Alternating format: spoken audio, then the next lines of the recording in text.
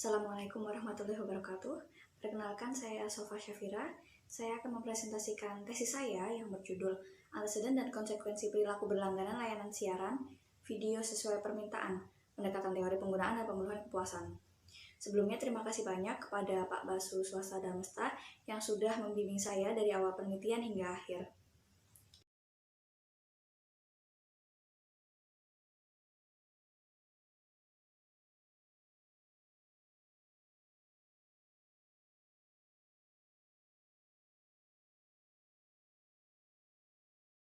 Kemudian selanjutnya saya akan mempresentasikan mengenai latar belakang penelitian. Penelitian ini diawali oleh penelitian awal komunikasi massa yang menunjukkan adanya ketertarikan yang diberikan oleh media kepada halayaknya, seperti penggunaan koran dan radio untuk mendengarkan berita. Kemudian ada aspek sosial dan psikologis yang diperhatikan pada media yang menghasilkan harapan halayak akan kegunaannya sebagai salah satu pemuas kebutuhan mereka. Dan disinilah media memiliki cara untuk memenuhi kepuasan halayak. Kemudian, definisi awal menonton televisi adalah duduk di depan layar bersamaan dengan menunggu acara favorit dari waktu yang telah ditentukan atau sudah terjadwal. Namun, media massa seperti televisi akhirnya digeserkan oleh kemunculan video daring, yaitu kemunculan video on demand atau video sesuai permintaan. Video sesuai permintaan ini menjadi media alternatif penggeser televisi. Halayak VOD merupakan penonton yang aktif yang dapat menonton, menjeda, memutar ulang, dan menghentikan konten sesuai pilihan mereka. Kemudian kehadiran COVID-19 telah mengubah kebiasaan dan perilaku seseorang, seperti menonton film. Chanson DKK 2021 menunjukkan bahwa halayak di Asia Tenggara lebih banyak menonton konten video daring. Kemudian, ada keuntungan dari berlangganan video siaran, seperti akses konten eksklusif, tidak adanya iklan, dan fitur menarik lainnya. Kemudian, hiburan, kepuasan refleksi, relaksasi, perkawanan, pelarian, dan mencari informasi ditemukan dapat mendorong keberlanjutan seseorang untuk menggunakan media tertentu. Pencarian kebaruan juga ditemukan sebagai inti pembentuk sikap dan perilaku. Oleh karenanya, penting untuk menguji peran pencarian kebaruan dalam konteks media baru, seperti video sesuai permintaan. Strategi penghubung perusahaan dengan pelanggan salah satunya dalam tahap setelah konsumsi yaitu melalui keterikatan pelanggan. Oleh karenanya, keterikatan pengguna dalam konteks media baru, khususnya video sesuai permintaan, menjadi penting untuk diteliti lebih lanjut. Ada beberapa rumusan masalah dalam penelitian ini. Yang pertama, penelitian terkait layanan siaran telah dilakukan. Adapun teori yang digunakan dalam konteks tersebut seperti teori substitusi media dan the Unified Theory of Acceptance Use of Technology. Kemudian yang kedua, Shin pada tahun 2021 telah meneliti pendekatan teori penggunaan dan pemenuhan kepuasan dalam konteks layanan siaran, namun hanya berimplikasi pada sikap penggunaan media. Kemudian, Joblom dan Hamari 2016 telah meneliti menggunakan teori ini, namun dalam konteks permainan daring. Lebih lanjut, peneliti menyarankan untuk meneliti faktor-faktor lain yang memotivasi perilaku berlangganan dalam konteks lainnya. Keterikatan konsumen juga menjadi upaya untuk membedakan sikap dan perilaku konsumen yang melampaui perilaku pembelian. Auditia dan Hidayat 2021 menemukan bahwa niat untuk berlangganan berpengaruh positif pada keterikatan pengguna dalam menggunakan Netflix. Oleh karena itu, penelitian perilaku nyata berlangganan penting untuk diuji sebagai prediktor keterikatan pelanggan. Kemudian yang terakhir, pencarian kebaruan dapat memoderasi motivasi dengan penggunaan teknologi. Meskipun demikian, penelitian tersebut belum menerapkan model perilaku nyata penggunaan. Tujuan umum penelitian ini adalah untuk menguji anteseden dan konsekuensi perilaku berlangganan layanan siaran, serta menguji pengaruh moderasi pencarian kebaruan pada hubungan antara anteseden dan perilaku berlangganan. Selanjutnya, landasan teori. Penelitian ini berlandaskan pada teori penggunaan dan pemenuhan kepuasan oleh Katz DKK 1973. Teori ini mewakili upaya untuk menjelaskan sesuatu tentang cara individu mencari dan menggunakan media tertentu secara aktif untuk memuaskan kebutuhan dan mencapai tujuan mereka. Kemudian terdapat 5 asumsi dari teori KCKK 1974 dalam Western Turner 2010. Yang pertama, halayak yang aktif dan penggunaan media yang berorientasi pada tujuan.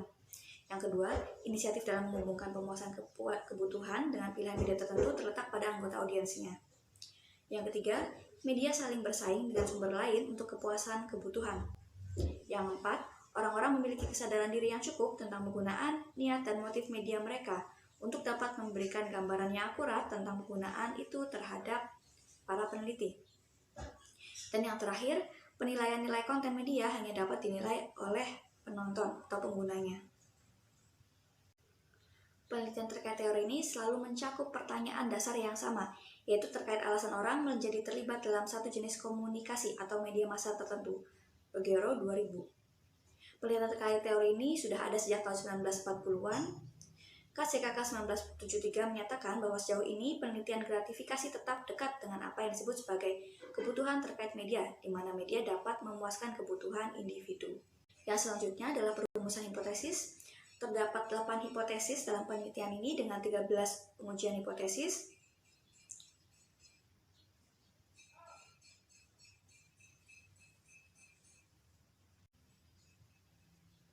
Selanjutnya, berikut adalah model penelitian ini yang didasarkan pada penelitian Sjoblom dan Amari 2016, Singh CKK 2021, Tabloka dan Bagosi 2002.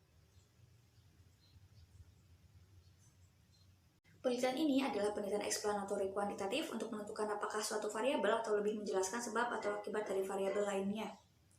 Kemudian untuk teknik pengambilan sampel dalam penelitian ini adalah sampel non-probabilitas yang bertujuan karena pengambilan sampel yang terbatas pada tipe atau kriteria orang tertentu, agar informasi yang diberikan sesuai dengan tujuan penelitian. Kemudian kriteria dan ukuran sampel yang digunakan. Kriteria sampel penelitian ini adalah pelanggan layanan siaran video sesuai permintaan di Indonesia yang berusia 18 tahun ke atas dan telah atau pernah berlangganan setidaknya pada satu platform layanan siaran selama masa pandemi COVID-19. Kemudian ukuran sampel penelitian yang ditentukan berdasarkan ukuran absolut oleh Hare DKK 2019, yaitu 200 dan lebih besar akan lebih baik karena jumlah variabel dan jumlah faktor yang diharapkan akan meningkat. Kemudian, analisis data dalam penelitian ini menggunakan teknik Partially Square Structural Equation Modeling, CMPLS, dan WordPLS 7 sebagai alat analisisnya.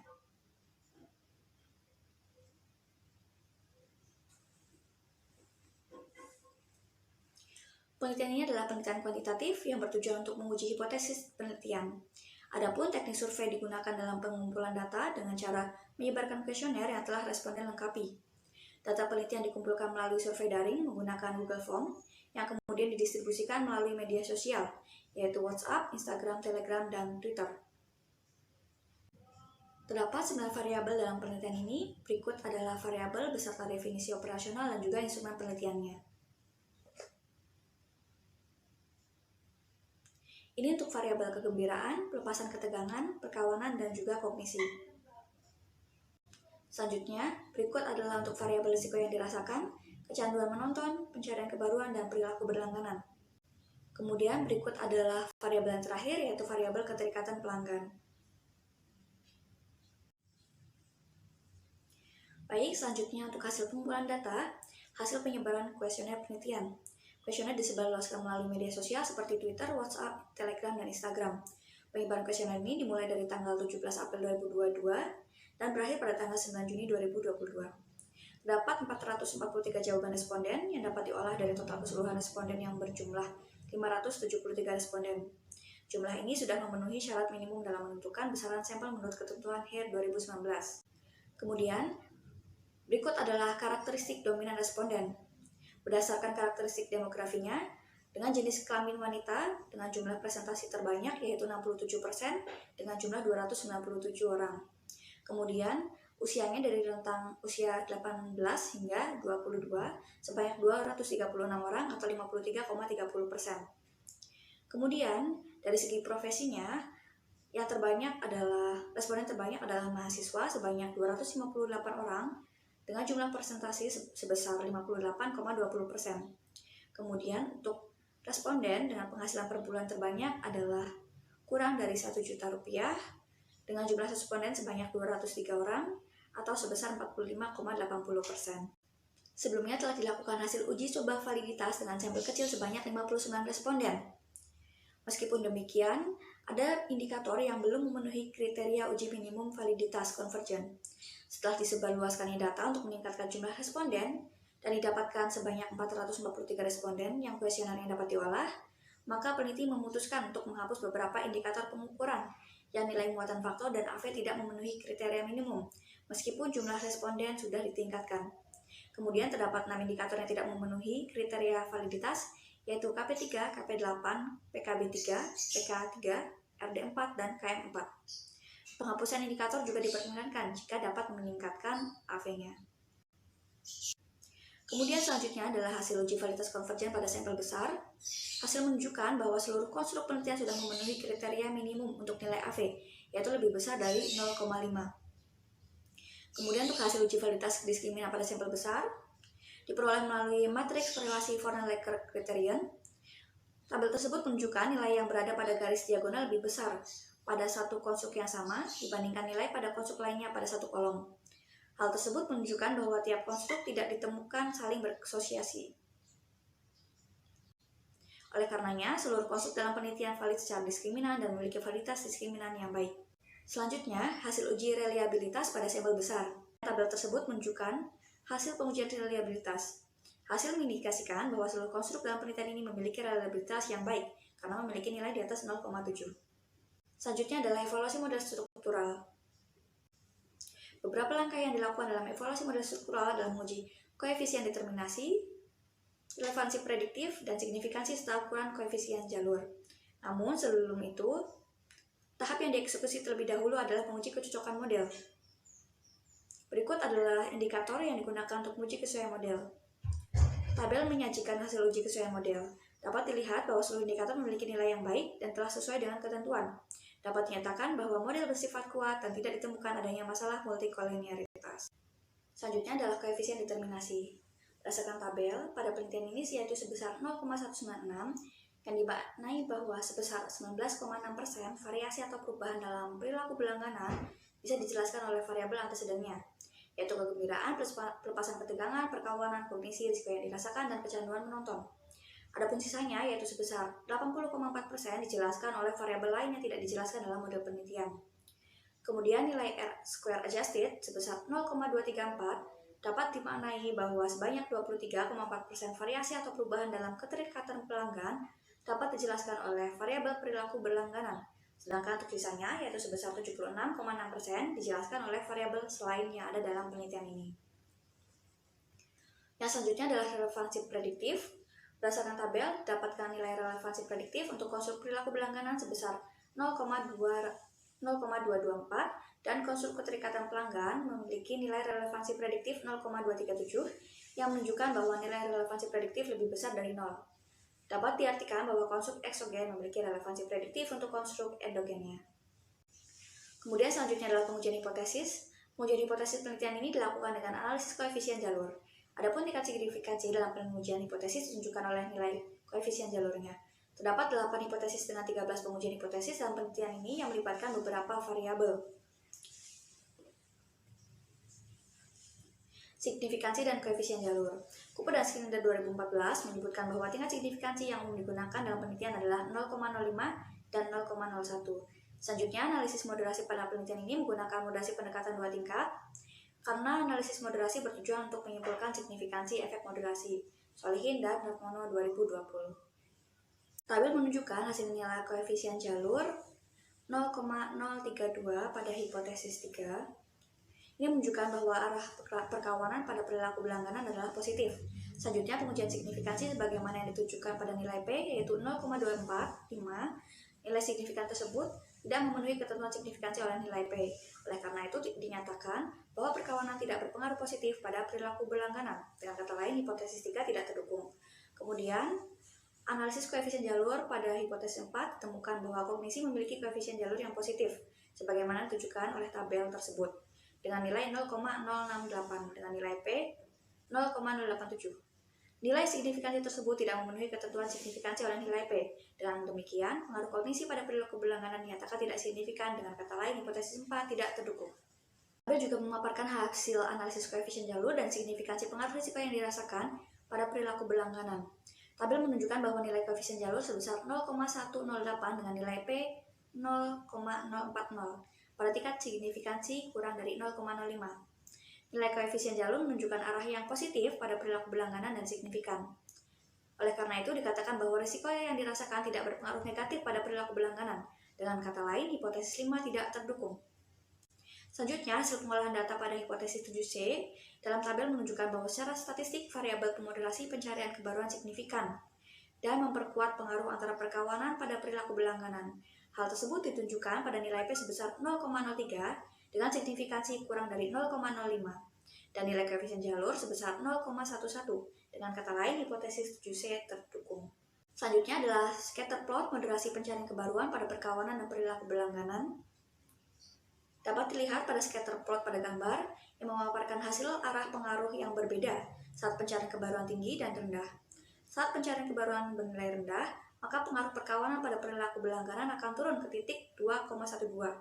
Adapun ketika pencarian kebaruan tinggi, maka pengaruh perkawanan pada perilaku berlangganan akan naik ke titik optimal, yaitu 4,67. Temuan ini menunjukkan bahwa pencarian kebaruan mampu memperkuat atau mengubah arah hubungan perkawanan pada perilaku berlangganan. Berikut adalah ringkasan hasil pengujian hipotesis penelitian. Selanjutnya adalah kesimpulan. Terdapat 13 pengujian hipotesis dalam penelitian ini. Dari 13 pengujian tersebut, 5 hipotesis dinyatakan terdukung, sedangkan 8 hipotesis lainnya tidak terdukung. Ditemukan bahwa kegembiraan menjadi prediktor terkuat perilaku berlangganan, yang disusul dengan pelepasan ketegangan. Dapat dimaknai bahwa secara umum responden memilih untuk berlangganan dan menggunakan layanan siaran untuk memenuhi kebutuhan hiburan mereka. Selanjutnya, pelepasan ketegangan menjadi penentu perilaku berlangganan terkuat setelah kegembiraan.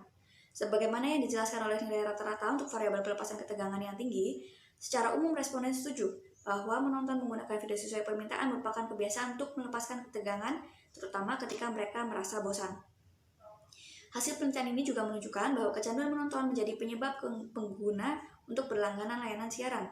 Responden penelitian ditemukan tidak dapat mengendalikan jumlah jam untuk menonton. Platform video merupakan layanan daring yang memungkinkan seseorang untuk menggunakan media tersebut lebih intens, sehingga menunjukkan gejala kecanduan yang pada gilirannya menciptakan perilaku daring. Perilaku ini membuat pengguna menjadi ketagihan. Dan ini juga menemukan bahwa layanan siaran bukanlah satu-satunya media yang dapat digunakan sebagai pemenuh kebutuhan perkawanan. Karena pada faktanya, berbagai media yang digunakan untuk menemani kesendirian responden, yaitu mendengarkan musik, beraktivitas secara sosial di dunia nyata, bersuncu di media sosial, dan lain sebagainya. Temuan penelitian ini juga berlawanan dengan penelitian sebelumnya oleh Singh DKK 2021 yang menunjukkan bahwa risiko berpengaruh negatif pada perilaku berlangganan. Hasil ini menunjukkan bahwa responden lebih mementingkan aspek lain, seperti kegembiraan yang dirasakan, kemudahan akses, dan fungsi lainnya dari layanan siaran. Kemudian penelitian ini mengindikasikan bahwa responden puas dan terikat dengan layanan siaran yang dibuktikan dengan kerelaan mereka untuk menggunakan layanan siaran dan mengeluarkan biaya berlangganan. Keterikatan pelanggan muncul karena berlangganan layanan siaran menyediakan fasilitas yang memberikan rasa bangga di benak pelanggan. Sekian presentasi dari saya, kurang lebihnya mohon maaf. Terima kasih. Wassalamualaikum warahmatullahi wabarakatuh.